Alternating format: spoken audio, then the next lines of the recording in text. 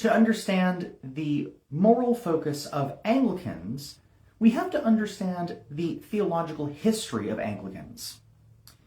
Speaking broadly, the Anglican Church begins as a part of the Protestant Reformation within the context of a bit of a different circumstance. The break from Rome within the British Isles was effected by someone who was, for all intents and purposes, Roman Catholic, with the exception of the inability to have his marriage annulled. This is none other than the infamous Henry VIII. But the theological tradition of the Anglican Church does not start there. Rather, that is more of the kind of ecclesial differentiation that happens within the Reformation. However, over the successive 4 monarchs, we have a quick succession of Henry VIII to then his son Edward, who reigns for a short period of time, to Mary Tudor, who reigns for a very short period of time, on to finally we get to Elizabeth I. And Elizabeth I, God bless her, reigns for a long time. But between those times, you have, between Henry VIII, who, again, was profoundly Roman Catholic in everything but name, and Edward, who was profoundly influenced by the Protestant Reformation, back to Mary Tudor, who violently attempted to rejoin the English Church and the English state back to Rome, to then Elizabeth I, who seeks to establish England, establish the British Isles as its own self-sustaining thing, but also with a nod towards the Reformed Protestant approach. Well, as we get to the aftermath of all of that, the Anglicans, which is simply a word we use to describe those of the Church of England, the English Christians, had to learn and had to really figure out how to live with each other with profoundly different sets of theological beliefs than often our next-door neighbor. It was a flip between Protestantism and Catholicism and Protestantism and Catholicism, back and forth, to where the countryside was profoundly divided by the time that Elizabeth I began to reign. And they needed, badly, a voice to be able to speak to what Anglicans, what the Church of England said about herself, rather than what Roman Catholics would say or what Puritans would say. We want to know what the Anglicans say, what those within the Church of England would say. Thankfully, we have a theological tradition that has its own sort of markers to it that have important theological import from really astute and important theologians that might not fit the mold as to systematic theology and might not be perhaps immediately recognizable in the same sort of sense as a John Calvin or a Thomas Aquinas. But nonetheless, the approach to theology, emblematic within these particular theologians, are, according to what we already talked about in the last video and in the first part of this chapter, which is that Anglicans are incarnational, they are corporate, emphasizing the corporate nature of Christianity, and that Anglicans, by and large, are going to rely on the literary, poetic, and worship piety as an explanatory tool rather than a set of confessional beliefs. This is where you'll hear some Anglicans talk about Anglicanism being a creedal Christianity rather than a confessional Christianity. But all that to say, one of the first great Anglican theologians is a man named Richard Hooker. And Richard Hooker writes the first large treatises on Anglican theology which are his works entitled The Laws of Ecclesiastical Polity, in which he talks about God's relationship with the world as a law. Now, it's important to note that when Hooker talks about God's relationship to the world being a law, he's not talking about legal law here. He's talking in a much more broad sense, such as the laws of nature. Those might necessarily be a mechanical system, at least as it comes to empirical science. But when we talk about the laws of nature, we're not just talking about gravity. We're also talking about laws of nature that have to do with human society, that have to do with human interaction, that have to do with interaction between us and the created world, that bridge beyond simply the description of the mechanical. And Hooker was very on point with describing it this way, because the law of God and the law of the divine is primarily a relationship. And for Hooker, the relationship between God and humanity, the relationship between God and the world, was one in which we had to be careful about how we described those relationships, and that we needed to be a little bit less specific or less systematic, perhaps, in describing how we arrive at certain propositions, rather than the act of active discernment of what God is up to in the midst of a dynamic conversation. Again, this might seem a little amorphous, but you'll see what he's getting at here in a moment. Take, for example, the arguments over the presence of Jesus in the Holy Eucharist. This was one of those arguments within the Protestant Reformation that, depending on which Protestant group you look at, had very different answers to the question. And the main issues revolve around, is Jesus in the stuff? Just to put it in somewhat clunky terms. Is Jesus in the bread and wine? Is there some effect of Jesus in the bread and wine? Is Jesus not in the bread and wine? Is Jesus somewhere else that the bread and wine helps us access? Well, for Hooker is going to rely primarily on early church tradition, the history of the church, but particularly the history of the practice of the church, rather than the history of the theology or the historical theology of the church. He's not looking necessarily towards a philosophical argument. Rather, what Hooker is looking for is, what have Christians practiced? What have we actually done throughout the ages?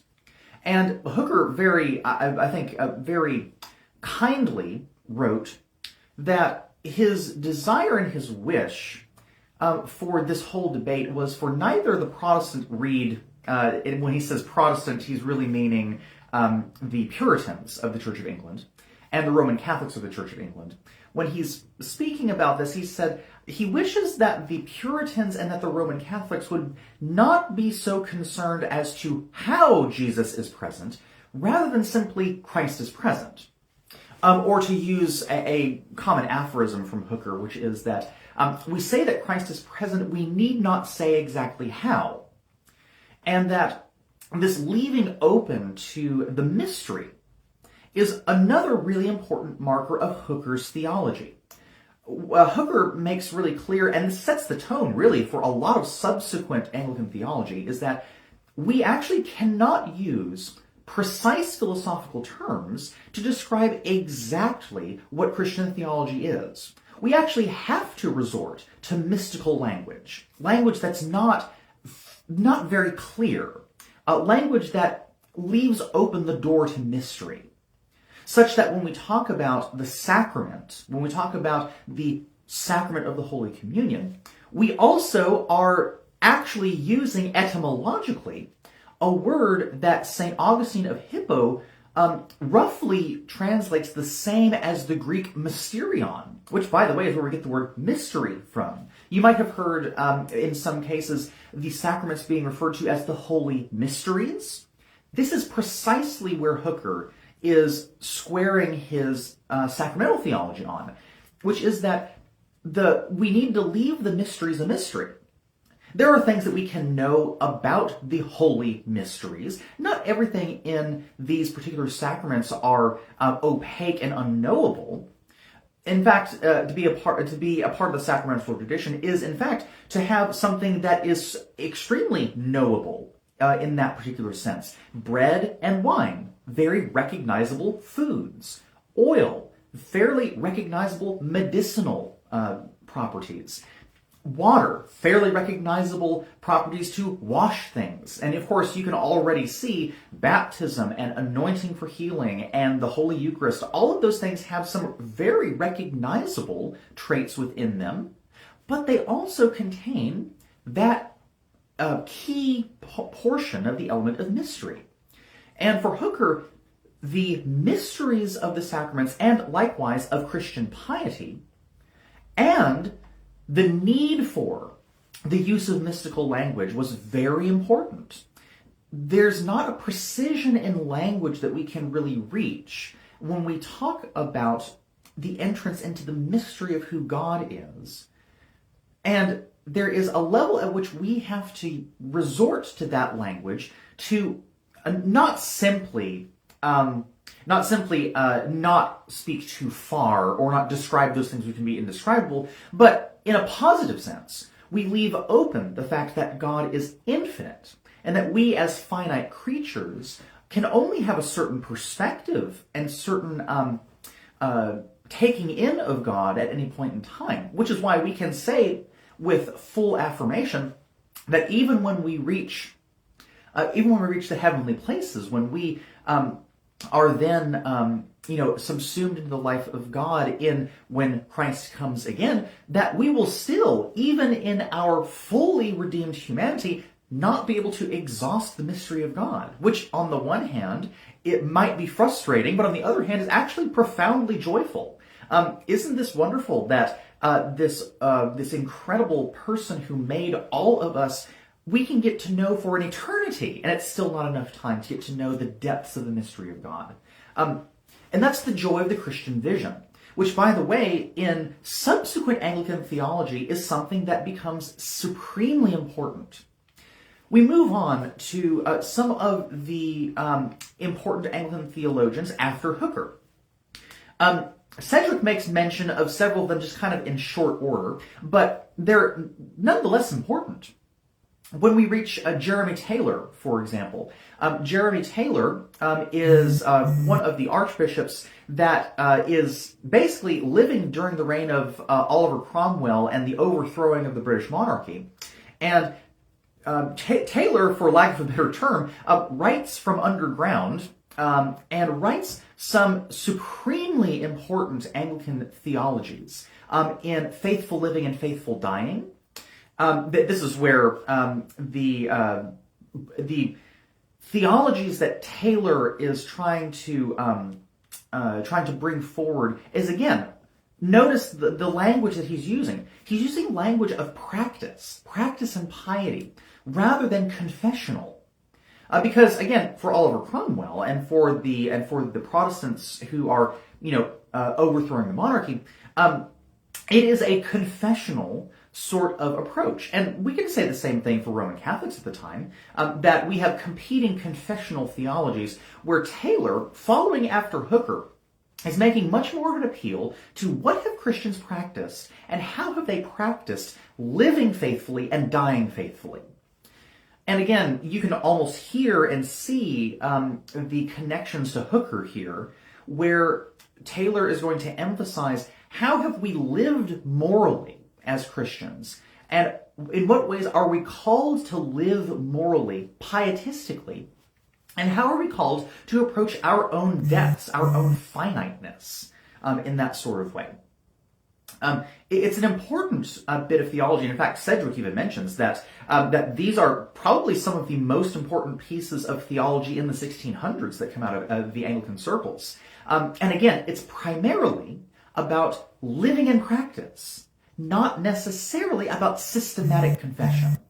So that is an important piece of this whole puzzle, because now in the subsequent times, you also have something that's happening parallel to some of our great theologians, which is that you have some of our great pastors, the pastoral response of the Anglican bishops and priests of the particular tradition, because Jeremy Taylor, as Cedric points out, is primarily a pastor. He's writing pastoral theology on an occasional basis, and he's not setting out to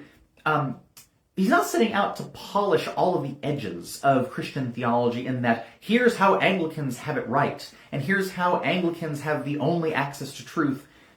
You might find it interesting that Anglicans have historically resisted making those particular claims over and against some other Protestant traditions and the Roman Catholic tradition that makes a solo claim to having that access.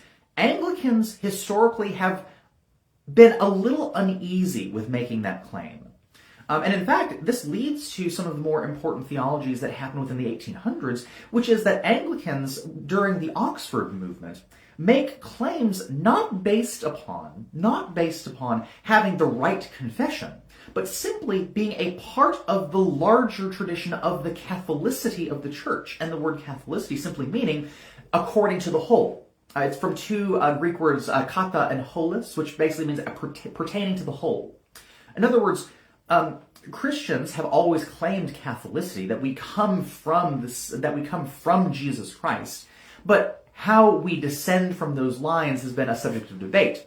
Well, interestingly enough, the Anglicans within the 1800s make an interesting argument, which is that Anglicans are not over and against other strands of the church. There could be better or worse strands of the church for sure, but rather Anglicans are simply a part of the continuing tradition, the continuing plant that is the church that Christ is watering and tending and giving the growth to.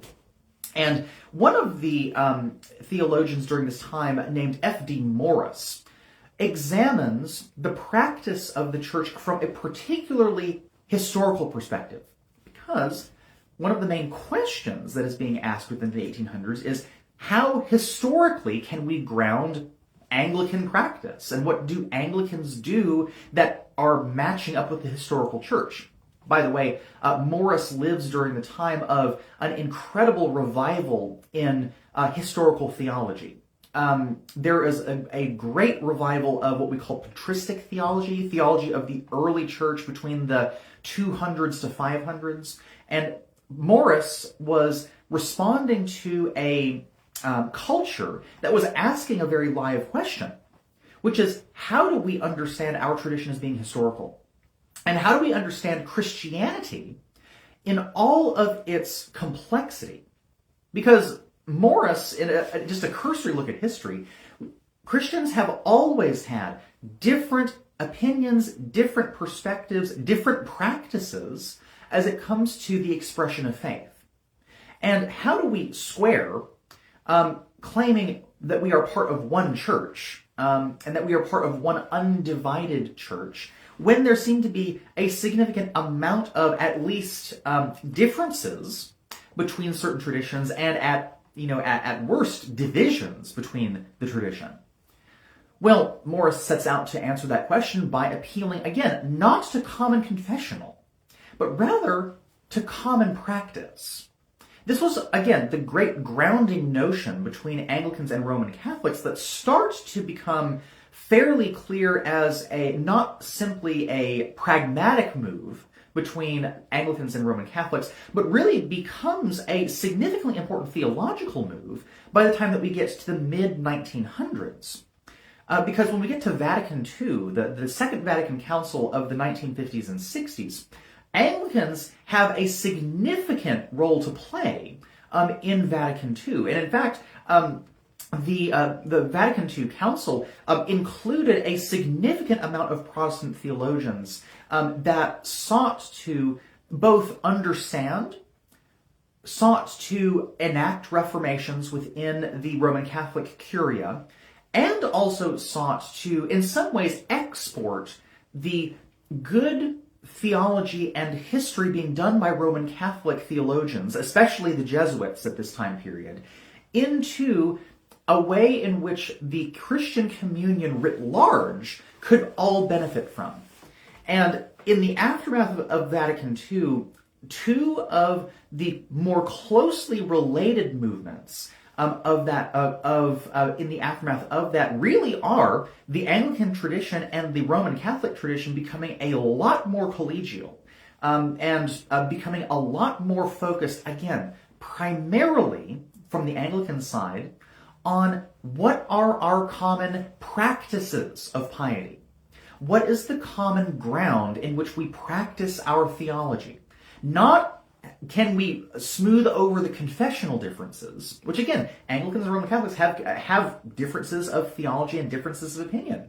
However, there have been significant strides being made by focusing on what is the piety and practice, and where does the mystical language of our theology leave open the possibility for a wider interpretation, a bigger tent, so to speak, a bigger house, such that, to use C.S. Lewis's metaphor of the house, that all of us are part of the same house, we simply occupy different rooms of that house. So the history of Anglican theology really is one that that works itself out in these ways. That to follow from Hooker and all the way through people such as Jeremy Taylor and F.D. Morris, and not even to mention some of our contemporary Anglican theologians such as the Reverend Dr. Sarah Coakley and the former Archbishop of Canterbury, Rowan Williams, and not to mention even N.T. Wright, and so on and so forth. All of the particular sorts of grounding of Anglicanism is not necessarily in confessional document, but rather it is in the piety and practice of what have we always practiced as Christians, and how can we understand not a solo claim of the Catholicity of the Church, but rather a sharing of that claim with other traditions of Christianity that also share that same piety and practice.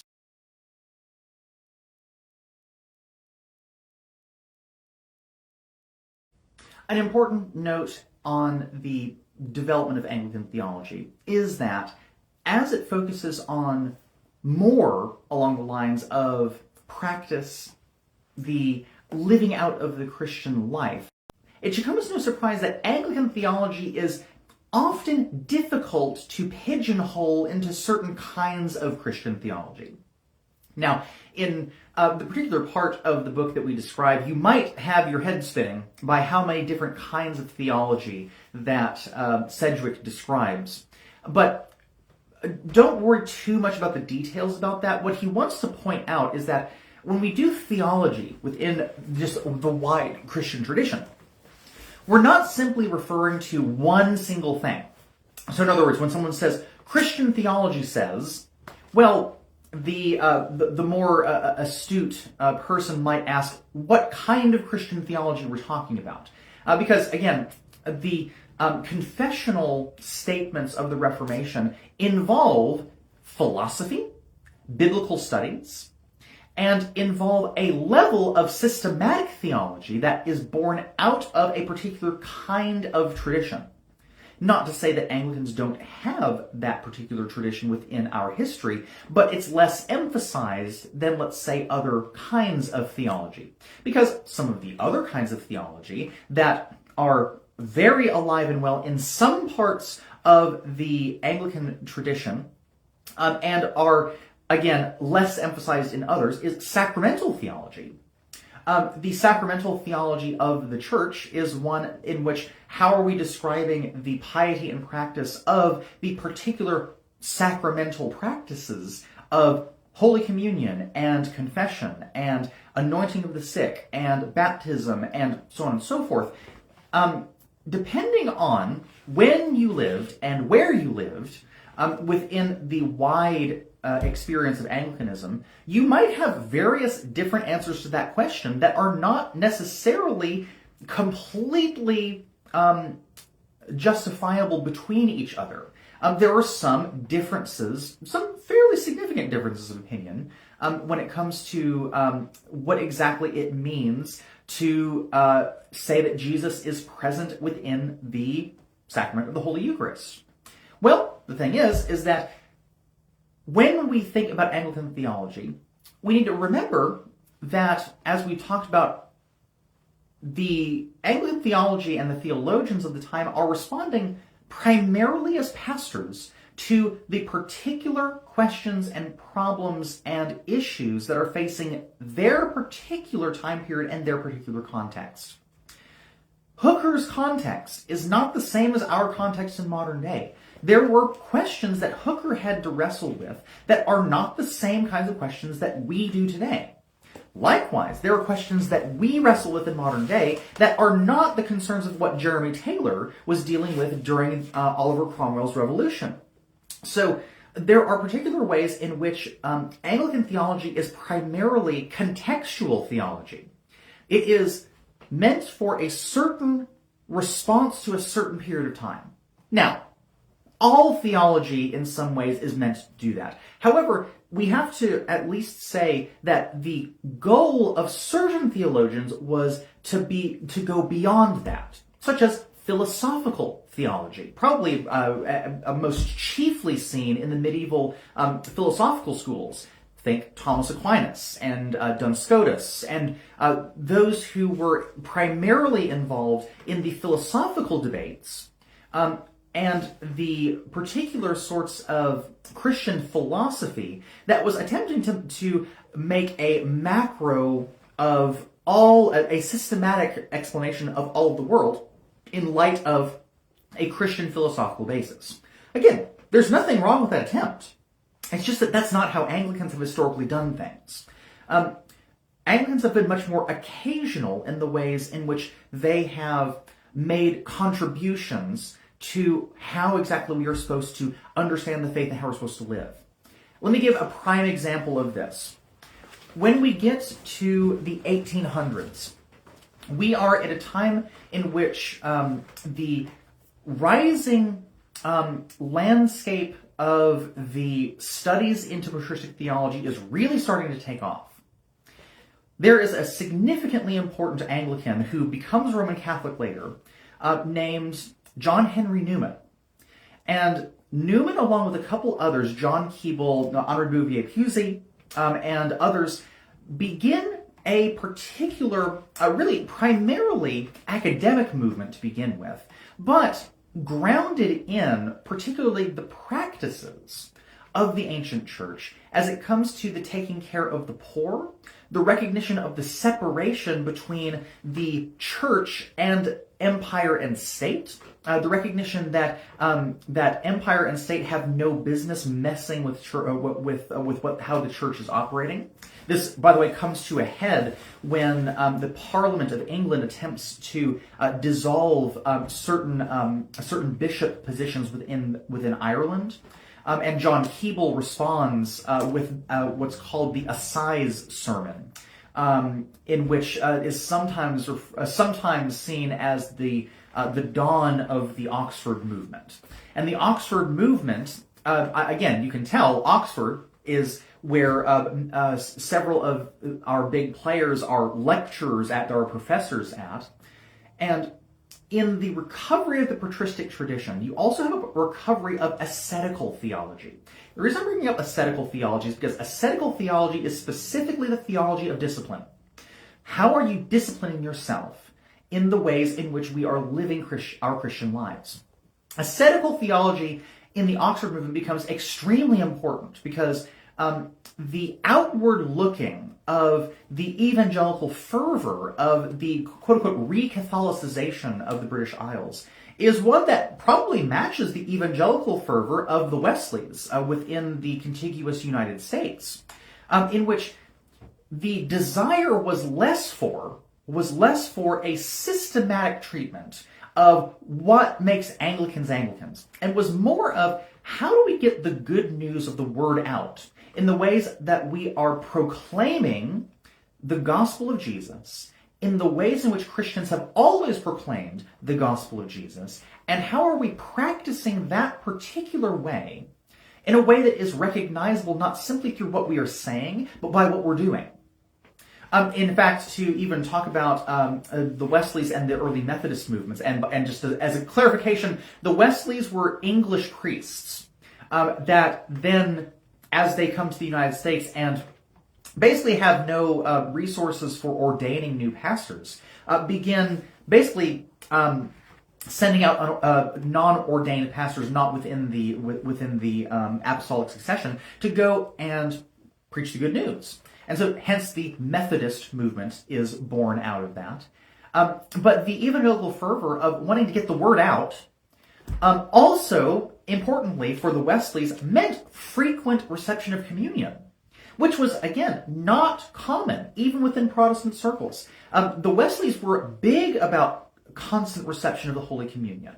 Because of that aspect, I think, that is really indicative in Hooker of we do not want to worry or argue about how Christ is present. What we need to do, though, is we need to have ourselves under the discipline of the sacrament. We need to receive the sacrament on a regular basis. We need to return to the scriptures on a regular basis. And so there's a lot of interesting parallels between the Methodist movement of the Wesleys and the Anglo-Catholic movement, or the Oxford movement of the 1800s, even though both of those sides would be dramatically different from each other in the long run, and have dramatically different focuses in theology. All that to say is that this is an example of when ascetical theology really became important for Anglicans. Well, it's always been important for Anglicans, but it really became important for Anglicans in the 1800s. You saw this start to bear fruit in a lot of different ways, in which we are centered around the liturgy already, but we're centered around the liturgy in a more important fashion because that's what Christians have always done. This is what Saint Benedict of Nursia had for his monks way back in the 5th century, which, by the way, the Book of Common Prayer was based off of a lot of the Benedictine monastic offices. So it's built into the DNA of Anglicans to have an ascetical discipline to the ways in which they approach the world. And because of that, a disciplined way of approaching the world lends itself towards ethical theology, towards an approach to Christian ethics that is embodied and not merely philosophical. Again, whereas it might be that many other traditions have excellent philosophical theology and all kinds of thought projects that are illustrative of how we engage with the world, Anglicans are primarily, if over the history of the tradition, going to focus more on how does our ethic match the way that we are living. If we say that we are ethical Christians, are we both going to worship on a regular basis, which is a matter of justice, and are we feeding the poor, clothing the naked, visiting the imprisoned? Are we actually doing the stuff that Jesus told us to do? And likewise, in the Roman Catholic tradition, this would be called, and this is actually what the Anglicans usually refer to when we talk about ascetical theology, is there are corporal works of mercy and spiritual works of mercy. The spiritual works of mercy involve the sort of internal faith of the person, which involves worship, it involves faith, it involves prayer, things like that. But the corporal or the embodied works of mercy involve practical aspects. Are we going and actually visiting the sick? Are we taking care of those who need to be taken care of? Are we burying the dead? That's actually a significantly important Christian discipline from the earliest times all the way to modern day. In fact, various historians actually say that Christianity has all the markings in the early church of a burial society. There are people who helped bury the dead in a lot of places. Hence, Christians met in the catacombs of Rome. That's kind of how a lot of their societies were kind of based around. But again, are we doing the things that our faith is asking us to do? That's the significantly important thing that Christian theologians over time immemorial, and Anglicans particularly, emphasize more than other areas of Christian theology, and leave open the possibility of needing to discern what the right action for something is on the basis of our practice, rather than on the basis of more theoretical study, more philosophical theology. Not to say that's not wrong, and not to say that Anglicans would not be able to hold their weight in philosophical debate. It's just that that's not as much of a focus for Anglican theologians. So where does that leave us when it comes to the Anglican tradition and the particular Anglican perspective on this? Anglican approaches to ethics are built into the DNA of the way that the Anglican tradition has always functioned. And that when we approach the particular focus of Anglican ethics, we have to also recognize that it is steeped in a much wider practice of piety. So, for example, as we talked about a couple chapters ago, the idea of piety is not of basically me having my own sort of relationship with God and my pious sort of approach to being a holy person involves me having the right ideas, the right beliefs, and so on and so forth. Rather, the piety that Sedgwick is wanting to emphasize is that Anglican piety has always had a holistic view of the practice and the disciplines that we have as Christians. Ascetical theology, the theology of the disciplines of how we live our life, and of course, how that impacts our ethics. So what are we going to see Anglicans do? Well, we're primarily going to see Anglicans approach ethics from a perspective of Christian practice. What does the way that we live our life inform how we are supposed to live our lives? How have Christians always lived, and therefore how should we live?